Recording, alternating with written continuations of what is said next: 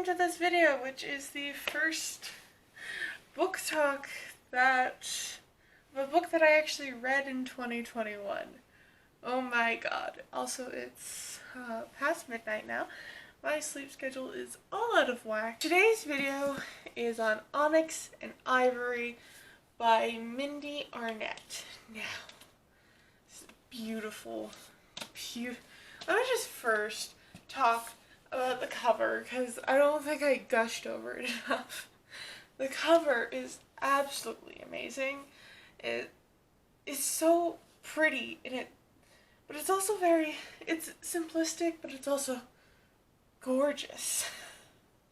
And let me tell you, the ending of this book, wow. But we're not going to talk about that now.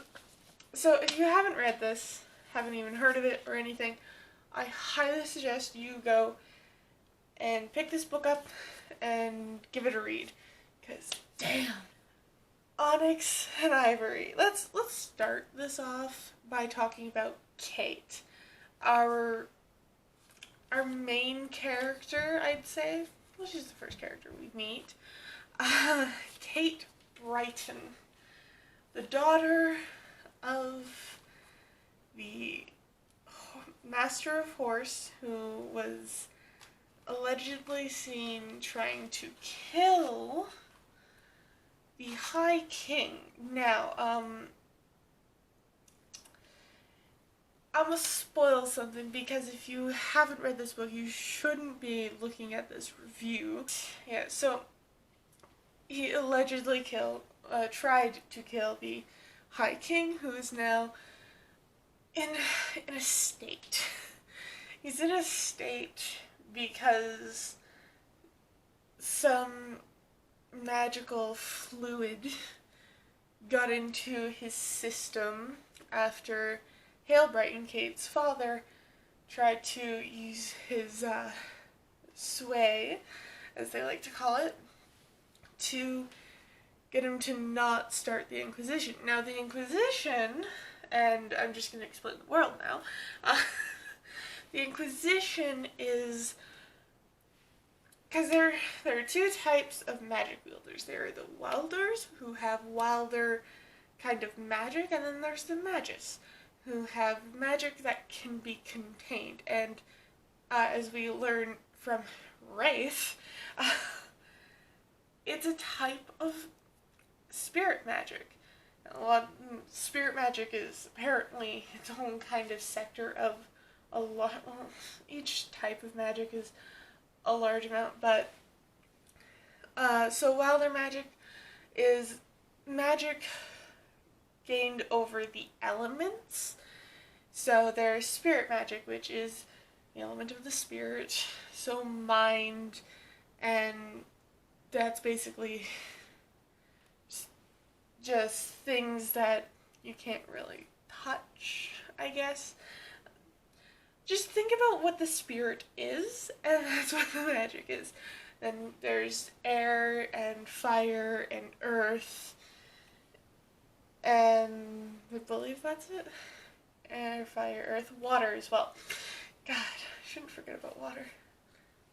Wielders, because their magic can't be contained, they are seen as dangerous, and it's actually blamed on them that the night drakes are a thing. Now, in this book, day drakes are introduced, but night and day drakes are just, what you would assume a night drake would look like. It's a monster with, that resembles sort of a flightless dragon with tiny wings. Night drake, I don't remember what they look like, because we don't really have much interactions with night drakes. But day drakes, they have darker scales. They can go out in daylight, whereas night drakes, they can't. They just burn up. But yeah. So Kate, God, let's get back to Kate. Kate is a wielder, and she has a spirit gift. Now, she has to remain hidden because her powers will get the attention of the Inquisition, and then the Inquisition would just end up capturing her and then using her and not actually killing her like people think. And that's just something we learn about the ending. Like, they're not actually killing these people. They are taking these people and they are using them. Especially the ones with the spirit gift of sway. Now, as I understand it, there are multiple, there's probably multiple versions of the spirit gift. A lot, but this is, I understand it at least. The spirit gift is just over the mind, and animals come easier because they're simple. Human minds are a little more complicated. As far as we know, that is the spirit gift. But as Redborn, or the Nameless One, which I'm going to get into more later, says, he has most of spirit, he just doesn't have the ability to control someone with their, through mind. He can't actually do that like Kate can. And Kate finds that out later, and like halfway through the book, she finds out she can do this, and she's like, oh my god, I don't want to control people. Kate, badass. She's badass. I love her. She's great. And oh my god.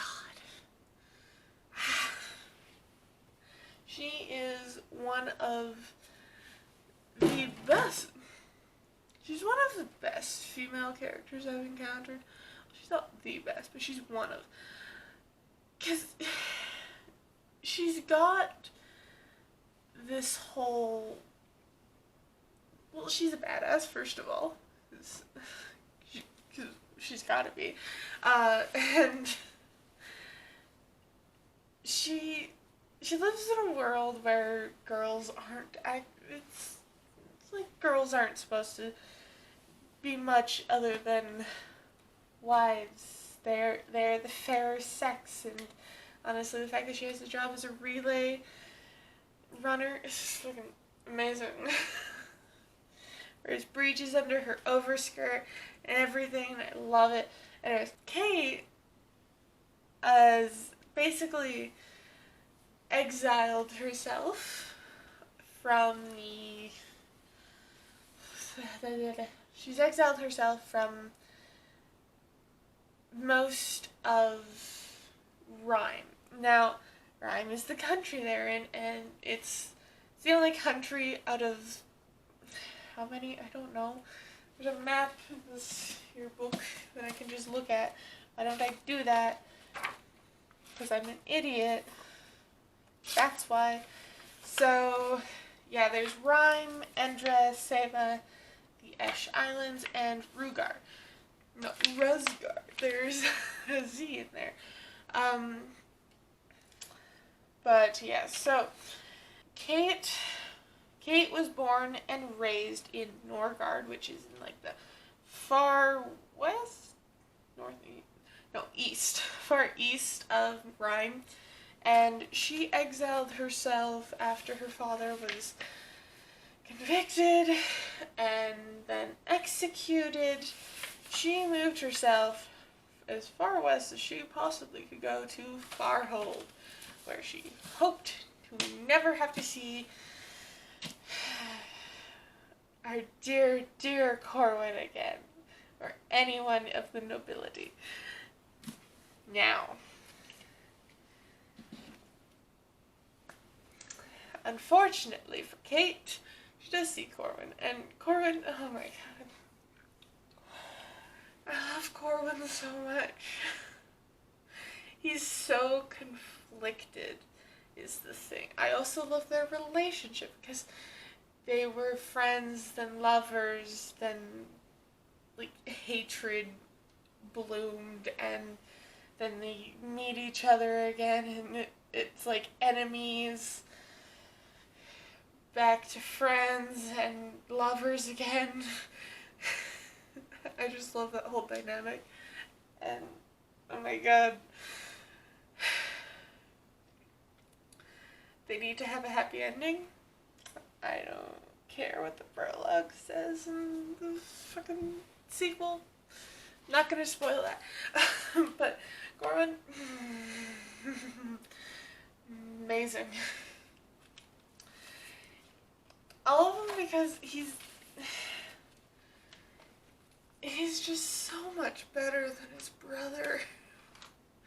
I also want to point out something about the naming system of the princes and the previous kings. They all end in like a W-I-N. Edwin, Corwin, Borwin, Orwin. Excuse me. Is there no other ending you could come up with for that? Corwin is just amazing, and I love him, and he cares so much about Kate. He cares so much, and I love it, and I love him. I wish, beyond wishing, that he wasn't so against Wilders for so long, just because his mother was murdered. Well, she was trampled because a Wilder had set a fire and caused an uproar and yada yada yada.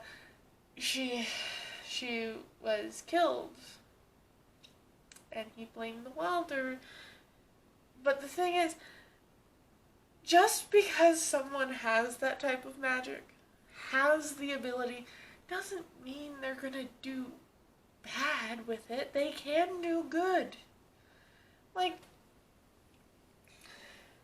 an heiress could, if a fire breaks out, they could suck out all the oxygen feeding the fire and get it out. They could get rid of the air.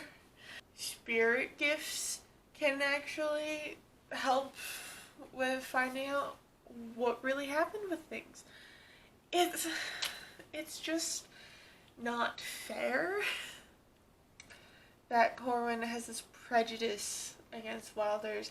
And I get it, it's to create conflict so Kate never tells him until the end, and then he gets her to figure out what really happened between their fathers that night. But, oh my god. Yeah, fucking, and, oh my god. Corwin's doubt of himself. It frustrates me. Frustrates me to no end. He should be king. He should be High King once his father passes. Not Edwin. Edwin is a piece of work. God, Edwin, we're gonna move on from Corwin, because his brother, Edwin, it just makes me so fucking angry. He can act all charming and, like, elegant and all this bullshit stuff, but, oh my god. Edwin needs to realize that this is, the level of hatred he has for Wilders is well beyond what Corwin has. It is awful. He sees any Wilder as basically the killer of his mother, and it is awful. It doesn't matter what they do, what they haven't done. He will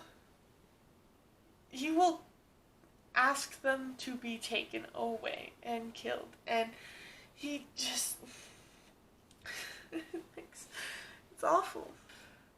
Edwin is really someone I want to strangle him, because his hatred is so livid, and I just can't. I can't with this dude. However, he's not the only one that deserves anger. And we're gonna get to that after we talk about the four remaining really good people. Now the first is Signe.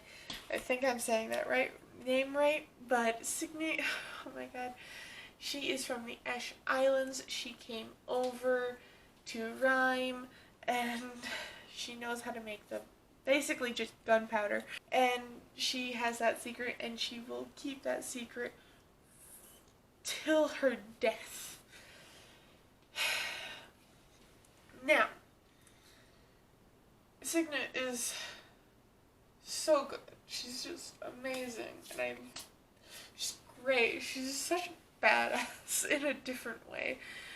Like, she's also a relay runner in the beginning of the book, but she is she will hold on to a secret to her deathbed. All because of, I think it's called Sihar, something of the sorts, and it is, oh my god, it's an Ash Island thing, and she's just amazing. I love Signe. She is like a voice of reason to Kate, and I really like that. I love the good relationship that Kate and Signe have, and it's so heartwarming, because in a lot of books, the girls don't get along. They just don't. It's like a rivalry, something, and honestly, that's not true to form. It's not. It's not true at all to form. So, yeah. Now, let's talk about Tom Bonner, the Bonner man, who is an earthist and is more attuned to metalworking. He's also a blacksmith. And he is making the revolvers, which are a new type of gun in this world. Pistols can only carry one shot. Revolvers can carry, I think it was 7. And yeah, he's creating these with his wilder abilities. But then Corwin finds out, and well, then he's got to figure out how to do it without his wilder abilities, which he inevitably can't figure out. You know what? He ends up figuring it out by using his magic, because he has a diamond that's encrusted with a spell that will hide him from the detecting crystals that magists have to detect the welder. But yes, Bonner, I love the man. He's so soft. He's a soft boy. He's a cinnamon bun. He's a soft boy, and I want to protect him. And even though his father was murdered at the end,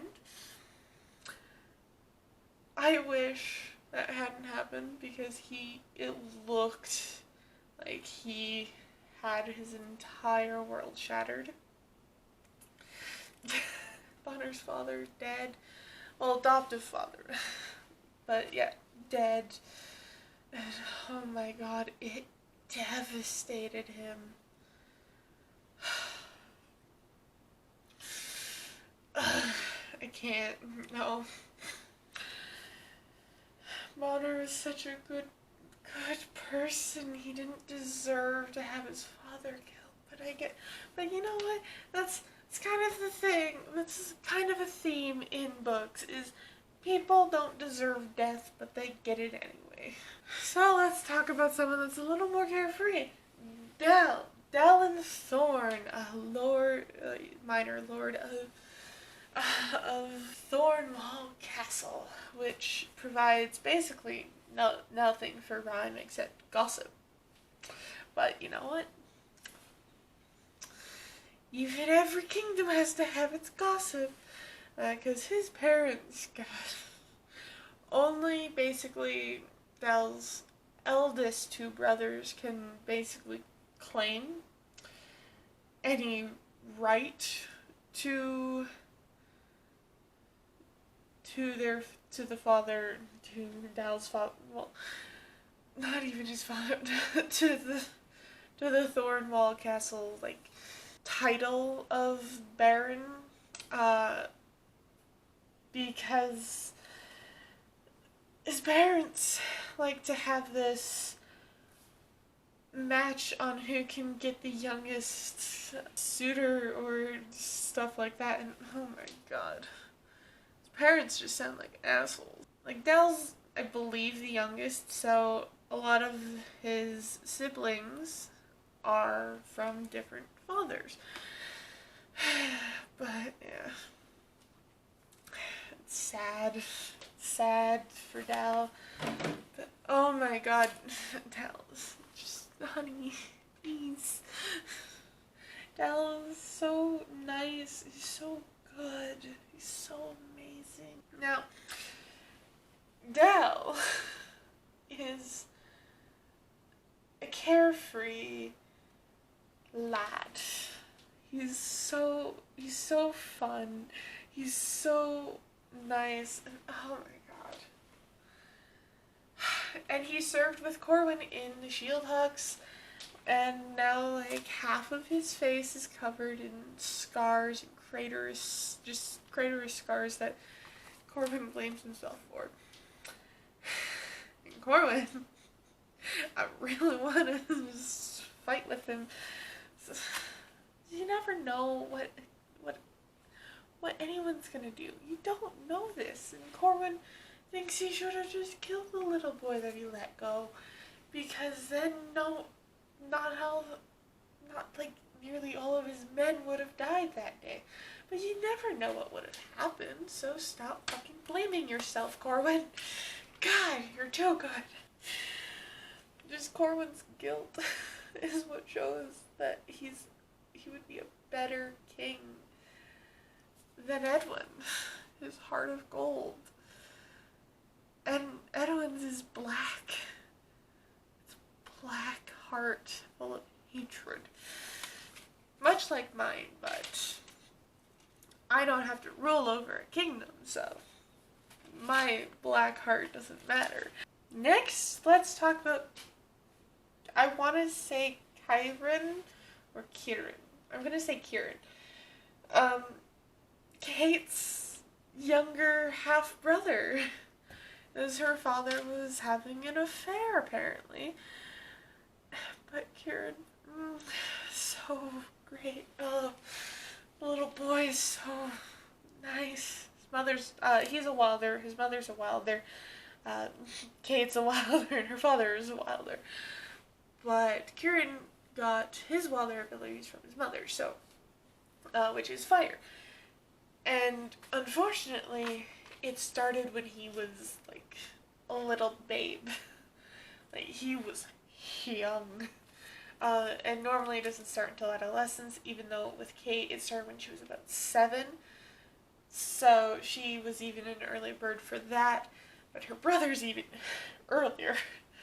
And I'm actually curious about that. That's something that I'd like to learn more about, like, why are some people earlier for their abilities than others, and stuff like that. It's an interesting thing to theorize about. I don't know if anything's going to be explained in the sequel, but yeah. Yeah, Kieran's so sweet. He's such a sweet little boy, and oh my god.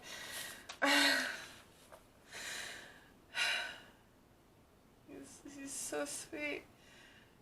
He's so sweet, and I just can't. He's so innocent. He's so innocent. Anyways. Now, another thing that's happening in this book is the Urwar. I don't know how to pronounce this thing.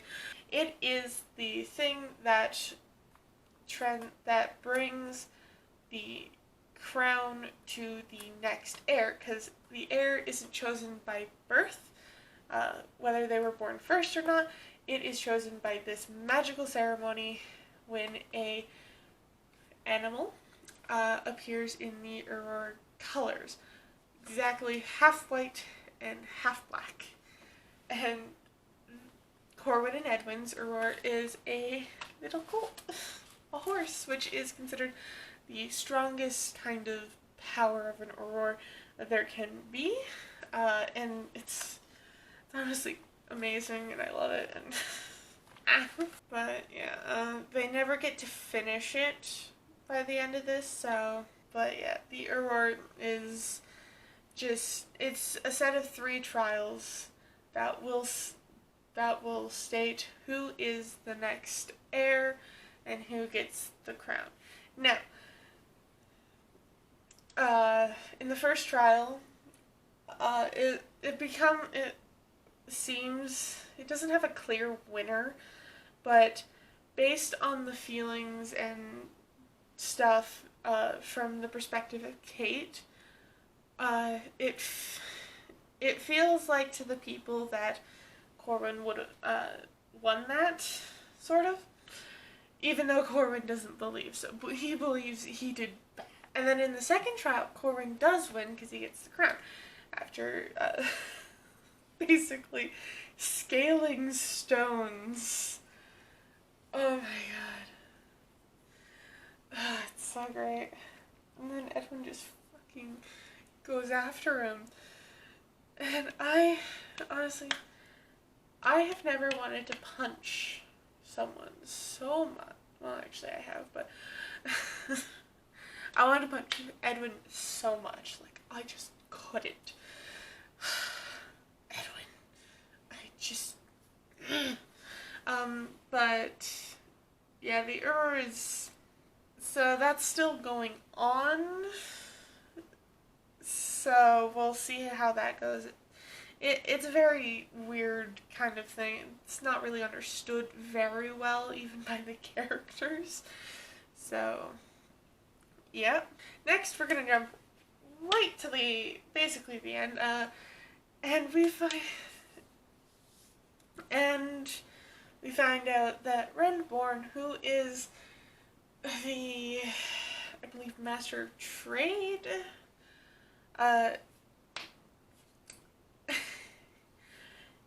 he's been talking to Corwin, helping him out during the Aurora. He's been doing all this other stuff. He's just... But found out that he is this superior kind of person, but he is very old. Very, very old. Now, because there were trials, there are things that make it so someone's an heir and someone's not. But during, I believe, Corwin's great? Is it great or great? Well, one of his greats, during their Aurora trial, one of the heirs had killed the Aurora sign, and he became the nameless one. But he ended up absorbing that power, and he is Renborn. He is the superior god. He is a god in man form. But, oh my god. Renborn is fucking evil. He's powerful. There's just like no way to defeat him, seemingly.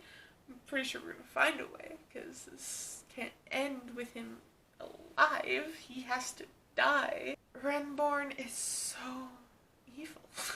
He's so evil. He's actually the reason that the Inquisition gets proposed and it becomes the thing that it is, because he's also got the heart of Vicus, who is the leader of the Gold Robes, who run the Inquisition, who capture all the Wilders, and then they're actually shipping them off to Seva. So Seva can fucking destroy Rhyme and take it which is what they've been wanting forever. But oh my god. Now, we find out that now with Renborn on the loose, it's just, oh, I can't with anything. God damn it, Renborn. But Vicus does die in this, and Kate kills her. Now, the thing is about his death is Kate does it with her magic. Now, how she does it is she finds the light that is inside everyone, and she basically snuffs it with her magic. She just blows out the candle.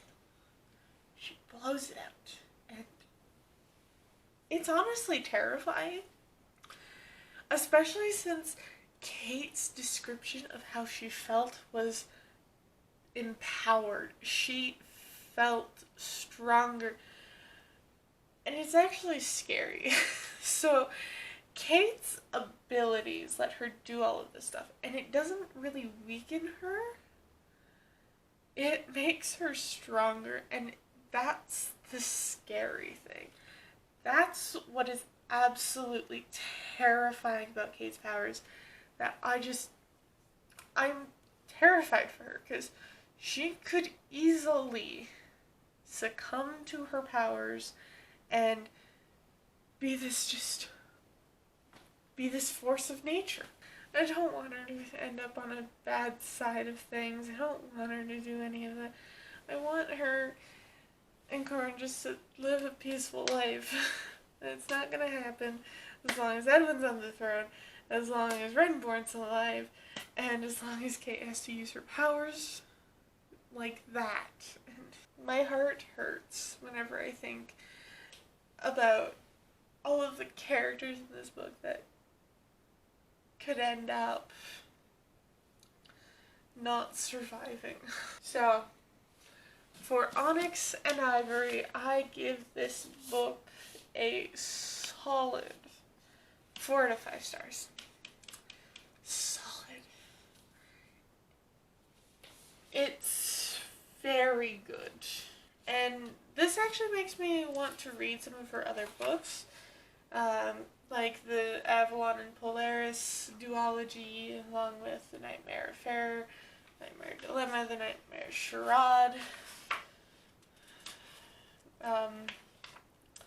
But yeah, this is honestly an amazing book.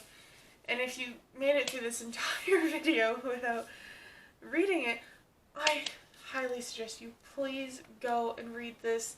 It is amazing.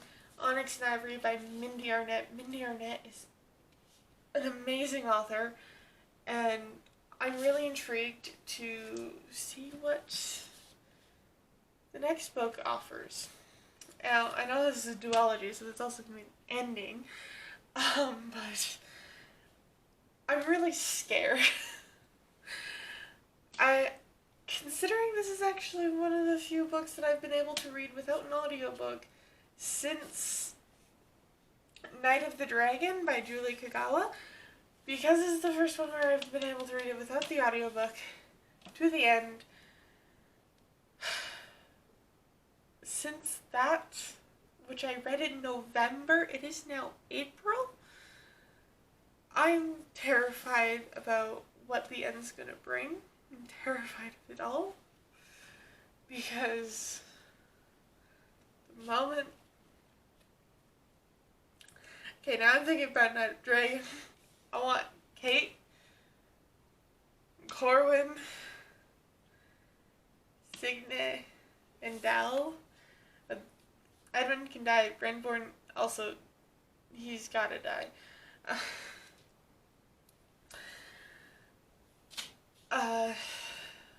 I'm not really like too connected to Bonner. He's a cinnamon bun, but he's like not super invested in him. I'm not as invested in him as I am with the other 4, but as long as they live, I'll be happy. If they die, I will be very upset. If more than 3 important deaths happen, I will be a mess. And I know this because I know myself. But yeah, so Onyx and Ivory, great book. And that's basically all I have to say on this book. So if you enjoyed this video, give it a like. Comment down below what you thought of it if you have read it. And tell me what you're looking forward to in the next book. Or if you've read it, tell me what you thought of it. Without giving spoilers, of course. And yeah, so hit that like button if you enjoyed it. Comment, subscribe, and ring that notification bell if you ever want to see more videos from me, because uploading is just kind of haywire, because I don't always have content because I'm a slow reader and I have other business to do all the time, so it's fucking, yeah, so subscribe, ring that bell, and I will see you all in the next video.